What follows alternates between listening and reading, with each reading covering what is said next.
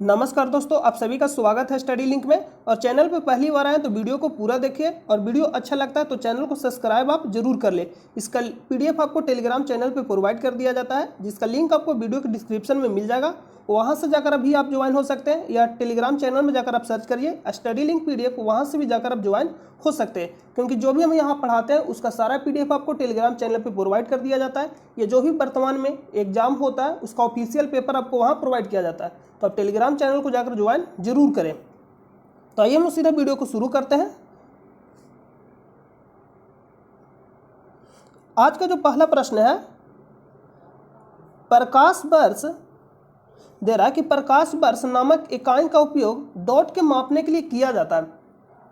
ये प्रश्न इतना मोस्ट इंपोर्टेंट है कि मतलब ये बताने लायक है ही नहीं। ये यूपीएससी 2021 में भी पूछा गया, अभी जो एग्जाम हुआ हाल ही में 2021 में यूपीएससी का एग्जाम, उसमें भी पूछा गया प्रकाश वर्ष। सिर्फ पूछने का जो तरीका होता है वो अलग अलग होता है, लेकिन ये सभी एग्जाम में पूछा जाता है।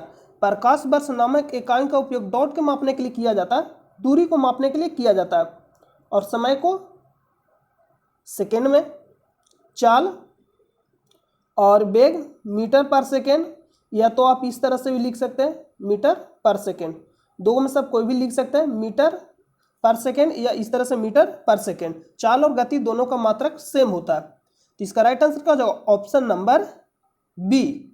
नेक्स्ट प्रश्न पे चलते हैं। भारत में Tata iron and steel company limited की स्थापना किस वर्ष में की गई थी, जिसको शॉर्ट में क्या बोलते हैं, टिस्को। तो कब स्थापना किया गया था? 1907 में। 1907 में ही किसका विभाजन हुआ था? कांग्रेस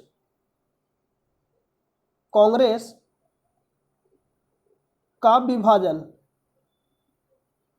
कांग्रेस का विभाजन कब हुआ था? 1907 में हुआ। कांग्रेस का विभाजन 1907 में हुआ। दो दलों में बांट गया था, नरम दल और गरम दल में। और किस अधिवेशन में हुआ था? सूरत अधिवेशन। सूरत अधिवेशन में हुआ था 1907 में। 1905 स्वदेशी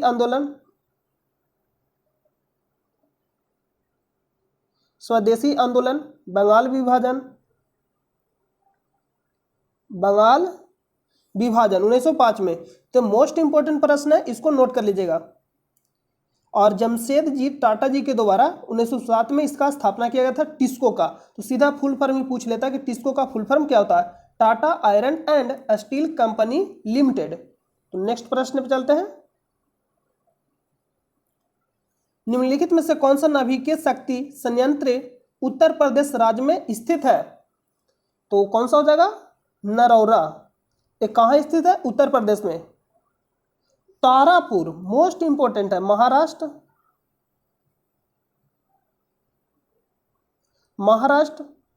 रावतभाटा राजस्थान। तारापुर कहाँ स्थित है? महाराष्ट्र में। तो कुछ मोस्ट इंपोर्टेंट है, उसको हम लोग देख लेते हैं। नाभिकीय संयंत्र देखिए, यहां पे आपको दिखाई दे रहा होगा। देखिए रावतभाटा कहाँ स्थित है? राजस्थान। रावतभाटा पूछेगा कहाँ स्थित है? राजस्थान में। नरौरा पूछेगा कहाँ स्थित है? यूपी यानी उत्तर प्रदेश। कलपक्कम ये कहाँ स्थित है?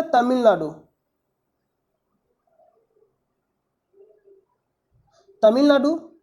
कुडनकुलम ये भी स्थित कहाँ? तमिलनाडु में स्थित है। ये भी कहाँ स्थित है? तमिलनाडु में स्थित है। इतना ही आपसे पूछा जाएगा नाभिकीय संयंत्र के बारे में। कैगा कर्नाटक में स्थित है। कर्नाटक। तारापुर महाराष्ट्र।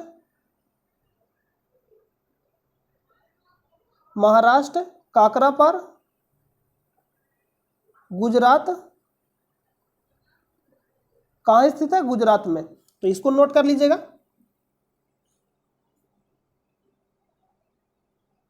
तो इसका राइट आंसर क्या आ जाएगा? नरौरा पूछा, मतलब उत्तर प्रदेश में कौन सा नाभिकीय शक्ति संयंत्र स्थित है? नरौरा। नेक्स्ट है एजरा कप इनमें से किस खेल से संबंधित है? एजारा कप बोलिए या एजरा कप, एजारा कप इनमें से किस खेल से संबंधित है? पोलो से संबंधित है। किससे संबंधित है? पोलो। तो इसका राइट आंसर क्या हो जाएगा? Option number B.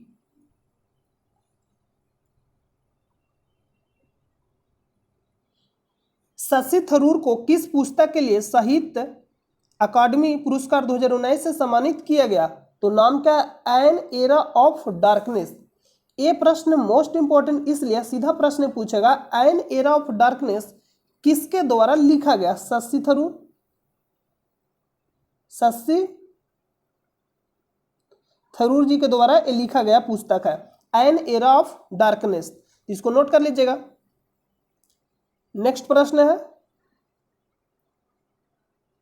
संयुक्त राष्ट्र संघ के पूर्व महासचिव कोफी अन्नान किस अफ्रीकी देश से संबंधित है? तो ये प्रश्न पूछा गया है अभी, और कोफी अन्नान पूछा था। कहां से संबंधित है? तो घाना। कहां से संबंधित है? घाना। संयुक्त राष्ट्र संघ का स्थापना कब हुआ? 24 अक्टूबर 1945 को। 24 अक्टूबर 1945, 24 अक्टूबर 1945 को।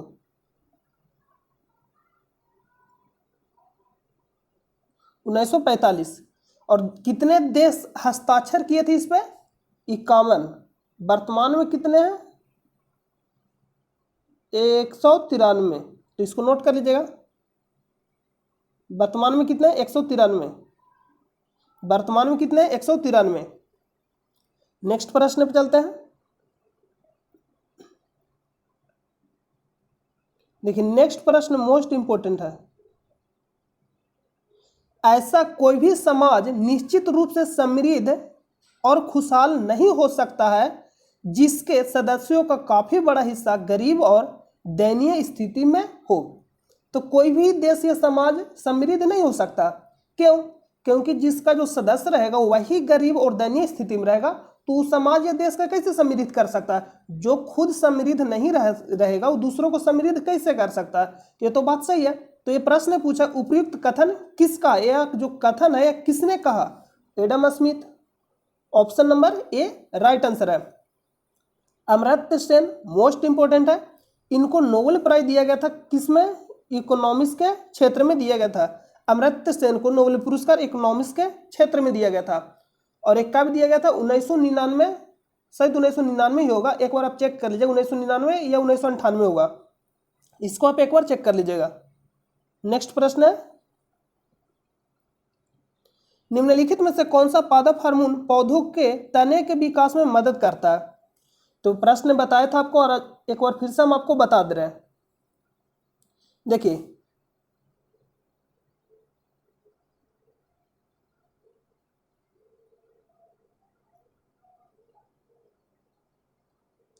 एब्सिसिक एसिड मोस्ट इंपोर्टेंट है। पादप हार्मोन टोटल 5 आपको जानना है, 5 के बारे में आपको जानना, पादप हार्मोन के बारे में। एब्सिसिक एसिड ये भी पूछा गया प्रश्न है। पौधों में पुरानी पत्तियां, फूल तथा पके हुए फलों को गिराने में मदद करता है। जिसमें आप देखे होंगे कि फल जब पक जाता है तो ऑटोमेटिक क्या होता है? गिर जाता है। तो मदद कौन करता है? फूल या फल को गिराने में। जब पक जाता है तो उसको गिराने में मदद कौन करता है? Abscisic acid. नेक्स्ट है ऑक्सिन। तो ये क्या करता है? वृद्धि करने में मदद करता है। इसको नाम क्या है? ग्रोथ हार्मोन यानी वृद्धि हार्मोन। यह कहाँ पाया जाता है? शीर्ष भागों में पाया जाता है। जाहिर सा बात है कि अगर वृद्धि करेगा कोई भी चीज या कोई भी पादप चीज नहीं, क्योंकि पादप हार्मोन है तो पादप मतलब पेड़ पौधा, अगर वृद्धि करेगा तो कहाँ पाया जाएगा? शीर्ष भाग में पाया जाएगा। वृद्धि हार्मोन है तो पौधे की लंबाई में वृद्धि होती है। फूलों तथा पत्तियों को गिरने से रोकता है कौन? तो ऑक्सिन। गिराता कौन है? पके हुए फूल या फलों को कौन गिराता है? एब्सिसिक, गिराने में मदद करता है। और रोकता कौन है? ऑक्सिन। नेक्स्ट है जिब्रेलिन। फूलों तथा पत्तियों को विकसित होने में मदद करता है। मोस्ट इंपोर्टेंट है। फूलों तथा पत्तियों को विकसित होने में मदद कौन करता है? जिब्रेलिन। नेक्स्ट है साइटोकाइनिन। तो कुछ नहीं, आपको सिर्फ एक बात यहाँ से याद रखना, कोशिकाओं को विभाजित करता है कौन, तो साइटोकाइनिन। पौधों की मोटाई, गोलाई में वृद्धि, जाहिर सी बात है अगर कोशिकाओं को विभाजित करेगा तो विभाजित होगा तो यानी कहने का मतलब वृद्धि होगा, वृद्धि होगा तो क्या होगा, मोटाई और गोलाई में वृद्धि होगा।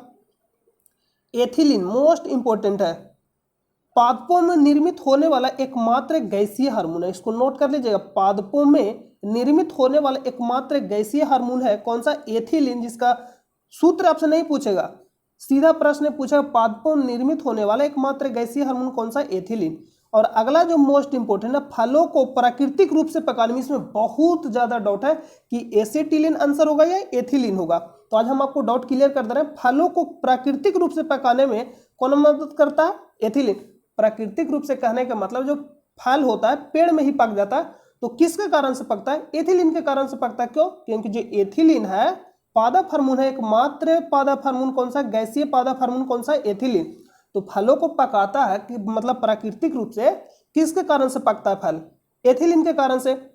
तो प्रश्न ये नहीं पूछेगा प्राकृतिक या कृत्रिम रूप से वहां वर्णित करेगा, मतलब चर्चा करेगा, प्रश्न सीधा पूछेगा फल पक जाता, पकता और पकाते। पकता कहने का मतलब है प्राकृतिक रूप से, यानी पकता कहने का मतलब ऑटोमेटिक पक जाता है, पकता कहने का मतलब ऑटोमेटिक पक जाता है, और पकाते कहने का मतलब कृत्रिम रूप से पकाते हैं। पकता कहने का मतलब प्राकृतिक रूप से, और पकाते कहने का मतलब है कृत्रिम रूप से।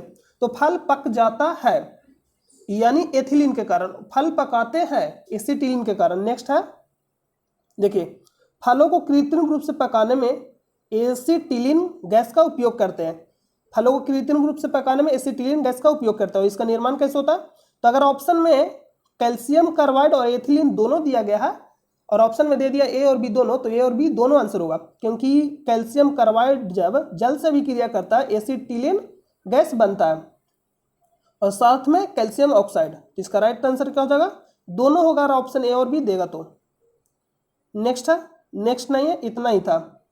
अब चलते हम लोग सीधा प्रश्न पे। प्रश्न क्या कह रहा है, निम्नलिखित में से कौन सा पादप हार्मोन पौधों के तने के विकास में मदद करता है, मदद करता है, कौन सा हार्मोन था, जिब्रेलिन। कौन सा हार्मोन हो जाएगा, जिब्रेलिन। देखिए अगर आप कंफ्यूज कर रहे हैं तो हम आपको एक बार फिर से दिखा रहे हैं, कंफ्यूजन दूर हो जाएगा। देखिए जिब्रेलिन हार्मोन, देखिए आप यहां पे देख रहे होंगे, फूलों तथा पत्तियों को विकसित होने में मदद करता जिब्रेलिन हार्मोन। तो इसको नोट कर लीजिएगा, मोस्ट इंपोर्टेंट है। इसका पीडीएफ आपको टेलीग्राम चैनल पे दे दिया जाएगा, वहां से आप नोट कर लीजिएगा। नेक्स्ट है, निम्नलिखित में से कौन सा पादप हार्मोन पौधे के तने के विकसित में मदद करता है, तने के विकसित में मदद करता है, तो कौन सा हार्मोन है, जिब्रेलिन। एथिलीन फल को पकाता, पकाता, फल को पकाता नहीं, फल पकता है, किसके कारण से, फल पकता। पकता कहने का मतलब है किस रूप से पकेगा, प्राकृतिक रूप से फल पकता। साइटोकाइनिन कोशिका को विभाजित करता, कोशिका विभाजित करता। एब्सिसिक एसिड फलों तथा फूलों को गिराने में मदद करता, गिराने में, फलों तथा फूलों को गिराने में मदद करता। देखिए थोड़ा राइटिंग आपको लग रहा होगा डिफिकल्ट, क्योंकि पेन है नहीं, हम हाथ से लिखते हैं हैंड से, तो थोड़ा प्रॉब्लम हो सकता है, तो आप सुनकर आराम से इसको लिख लीजिएगा। फलों तथा फूलों को गिराने में, गिराने में। और जिब्रेलिन आपको बता ही दिए, ये क्या करता है, विकसित हार्मोन है, यानी विकसित करने में मदद करता है। नेक्स्ट है, भारत में एशियाई चीता को किस वर्ष विलुप्त घोषित किया गया, 1952 में, और 1950 में योजना आयोग का स्थापना हुआ।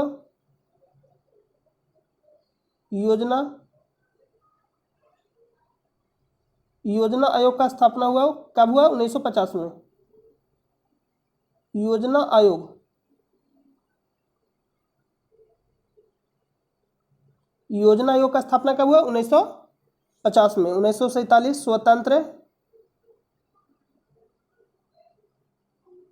स्वतंत्र,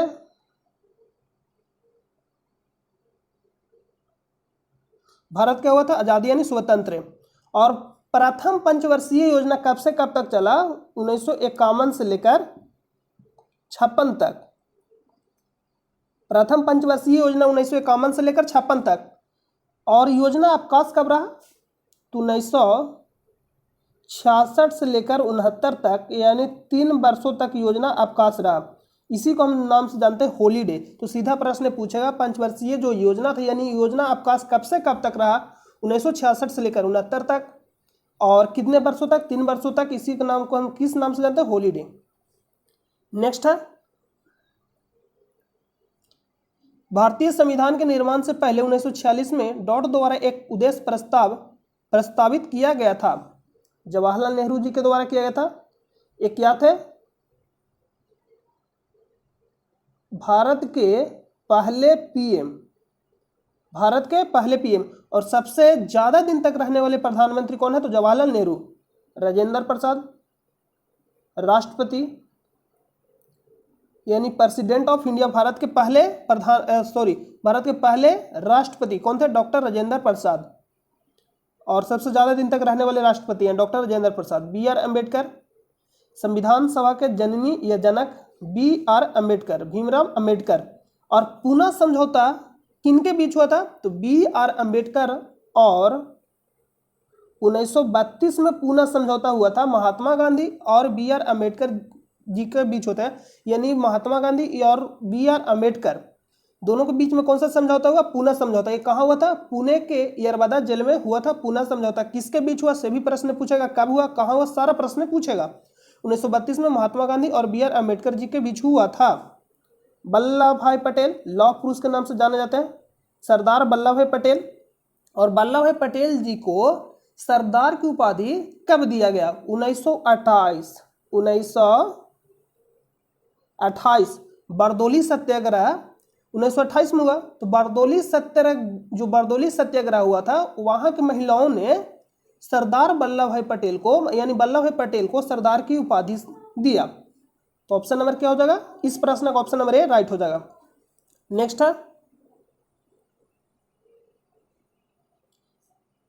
जापान द्वारा भारत के पूर्व विदेश सचिव श्याम सरन को इनमें से कौन सा पुरस्कार प्रदान किया गया था, तो order of the rising sun. Option number A क्या हो जाएगा, राइट हो जाएगा। करेंट का प्रश्न है, इसका राइट आंसर क्या हो जाएगा, ऑप्शन नंबर ए। तो नेक्स्ट प्रश्न पे चलते हैं। नेक्स्ट प्रश्न नहीं है क्योंकि सारा जो प्रश्न कलेक्ट किए सारा समाप्त हो गया। तो हम उम्मीद करते हैं कि आपको यह वीडियो बहुत ही अच्छा लगा होगा। और चैनल पे नए तो चैनल को सब्सक्राइब जरूर कर ले और अपने दोस्तों पास भी शेयर जरूर करें, क्योंकि जब तक आप शेयर नहीं करिएगा तब तक नहीं बढ़ेगा। यानी पढ़ेगा इंडिया तभी तो बढ़ेगा इंडिया। तो शेयर अपने दोस्तों पास जरूर करें और चैनल पे पहली बार आए तो चैनल को आप सब्सक्राइब जरूर कर ले। इस और टेलीग्राम चैनल से आप जुड़ना ना भूलें, क्योंकि वहां आपको इसका पीडीएफ और जो भी वर्तमान में एग्जाम होता है उसका भी पीडीएफ वहां प्रोवाइड किया जाता है, ऑफिशियल पेपर। तो आप टेलीग्राम चैनल से जाकर ज्वाइन हो जाइएगा, जिसका लिंक आपको वीडियो के डिस्क्रिप्शन में मिल जाएगा। तो मिलते हैं नेक्स्ट वीडियो में, तब तक के लिए नमस्कार।